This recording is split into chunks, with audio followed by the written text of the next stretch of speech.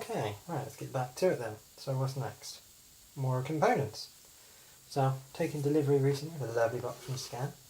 I got them to send me over some bits. I did have to pay for everything, so this isn't supplied for me for free or anything like that, but given the amount I spent, they did give me a bit of a discount, so that was very nice of them. So anyway, let's take it to pieces basically and get some more style installed. Right.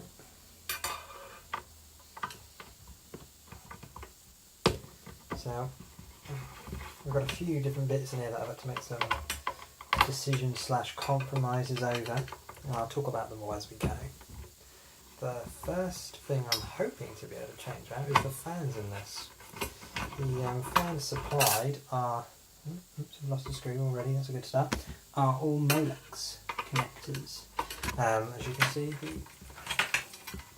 like that, Mo and Lex, I'm assuming you can see that, just about zoom you in a little bit, come a bit closer. Ta-da! So, here we go.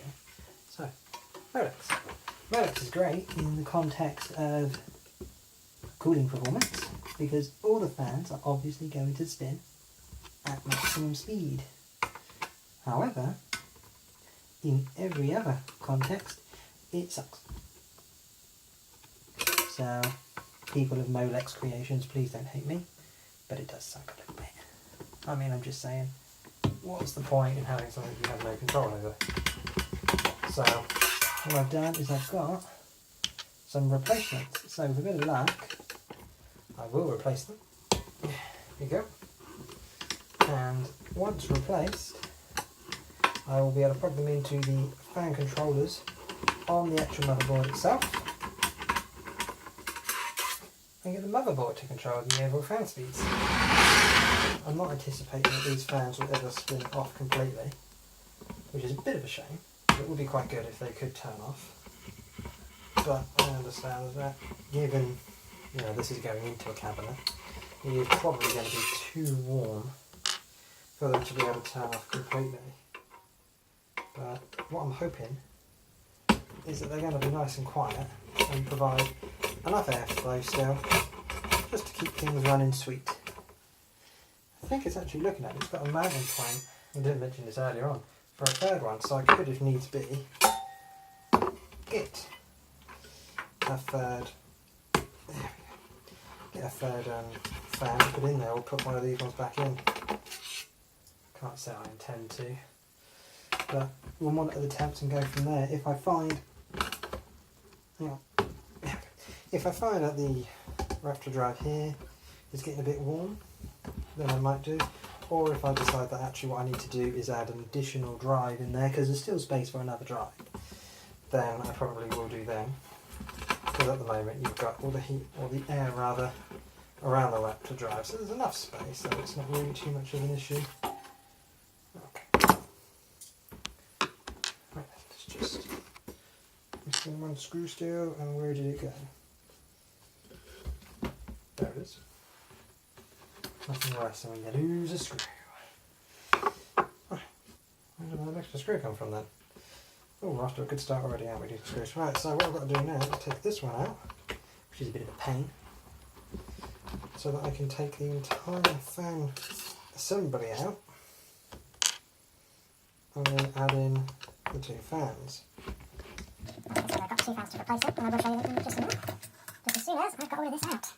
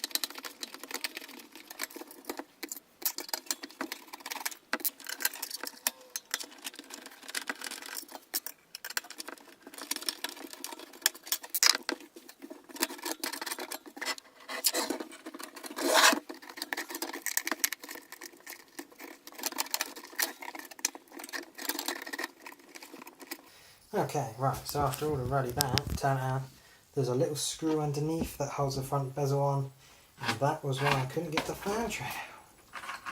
Da, da, da, da, da, the fan tray. So again, as you can see, that third one goes there. We're not going to bother with the third one because we don't need it. I could, if I was feeling energetic, leave one of these on it and just have it unplugged, but I figure from my point of view actually probably better not to. Now inside here still, I'm going to leave it in because it's somewhat glued on. There's a piece of, oh, let me see if I can show you. There. That's just the air filtration. I'm going to leave it in. Although, because it's going inside a cabinet, you shouldn't really need any of it, but far be it from me to judge. So, let's get these out.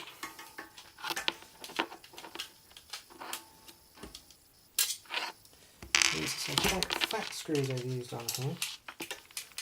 So I'll be hoping to reuse them on the new fans. One fan. These are X8 12 volt fans, 0.12 amps. Again, that's probably because they're designed to have pretty high throughput and not a whole lot else.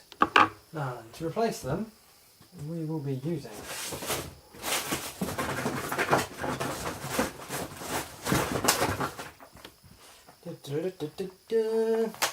so these are Redux 80 fans, they're not Chewers, they're NFR8. They actually are 1800 RPM. Oh. And they come with their own screws, so instantly, big win there. Here it is. I'm not going to bother going and doing a proper unboxing because inside the box there is absolutely nothing apart from one pack of 4 screws. Well, they're just longer versions of the ones provided. So that's all that really matters. So, let's install it. One fan guard here, and one 80mm fan here. I'm thinking this is probably going to be the best way up for it. My logic being that I can run the cable across the top and sort of wedge it in the gap. Seems like a plan to me. So we'll start off using the pre-provided fans because it's only going through obscenely sort of skinny sheet metal, as it were. So there's no reason why they wouldn't work.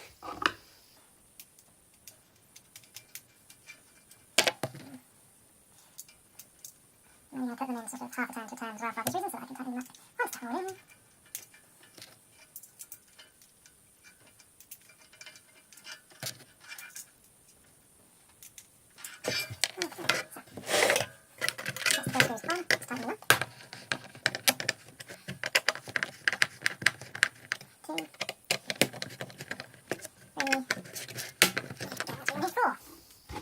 So, if I show you that, that's a side on that of the 2 fans. Backs, or fronts, sides. They are near identical depth, so there should be no issue from a clearance point of view. And now I'm using the 3-pin connector instead of Molex. So I can now control the speed as I want to with these fans, which should make my life considerably easier. Right, 2 fans in. Cable should now be able to run across the top like so. Both terminating in standard 3-pin connectors. So what I might do is end up just using a Y connector and having them both connected in at the same time into one port so that they're both intelligently controlled. Or I might do it individually, depending on just how much of a sado I'm feeling like. Okay.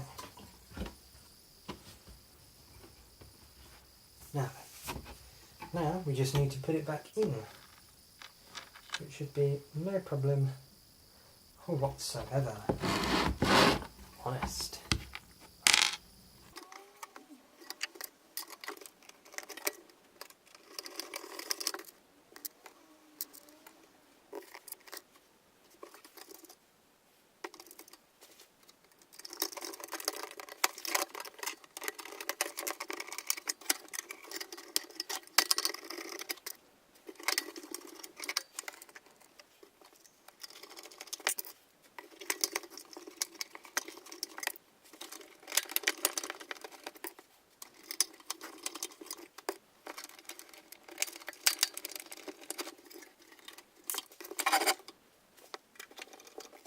Okay, fans are back in, and we are off again.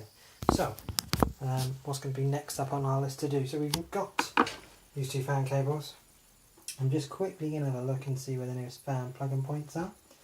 So I know that I've got one down here. That's a CPU fan, so we don't really want to be using that.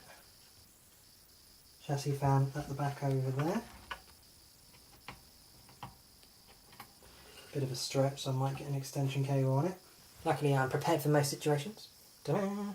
This is a Phobia Y splitter cable, which was used originally in the cabinet build. So if you've been following along with that one, then you'll know all about this. So I'm going to plug that into the chassis one there. And then we'll just see what we can do about routing it around here. We'll tidy all of this up later on. And the same can be said for this one.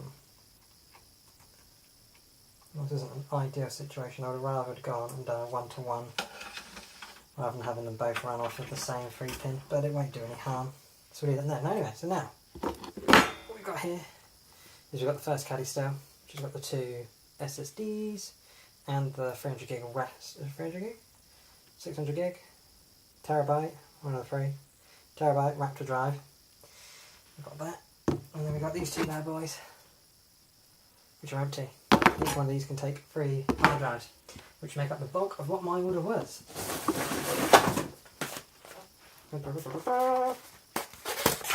So let's see what they ship with. Here they are.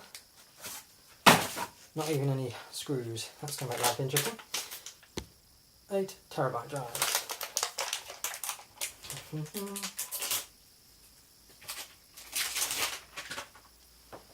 So here we go. What was that bad boy in a bit? Here you go. So these are 8 terabyte Raptor red drives. Western Digital red drives, specifically for NAS Builds. A bit like the one we're doing now. Oh, coincidence! Right. So, what we're going to need now is a load of screws. Alright, I'm back with more screws than you can shake a stick at. Unless you can shake a stick a lot, in which case you might give me a run for my money. Now then, let's have a look at these drive cages. So, all the cages, if you look at the underneath, the keyed, I guess you might describe it, with feet in different positions.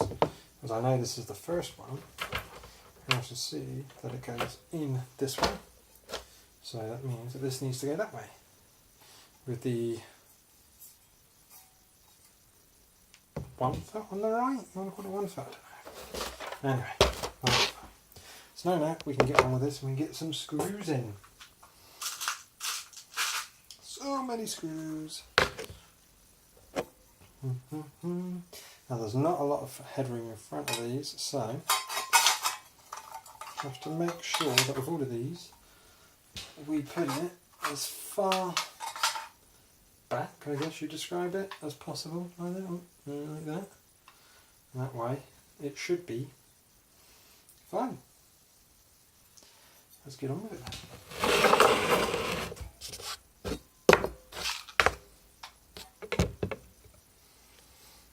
Now then, I'll talk to you a bit whilst I'm doing this first one, and then we'll speed up the process a bit, shall we say.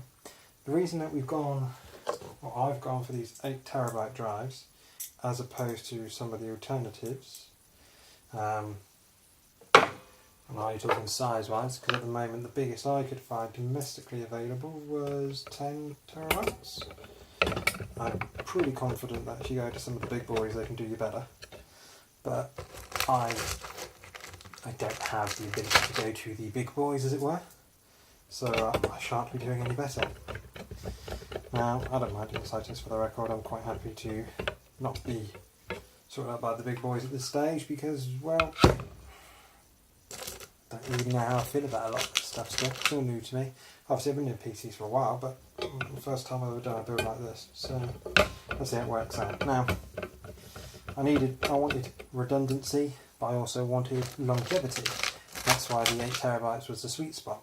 Like I said, I could have gone 10, but the price just couldn't justify it for me. Yeah, so there we go. Anyway, ta-da! You can see that little cheeky chappy 8 then. Way. Anyway, so there you go. Look, that's the first one of those done.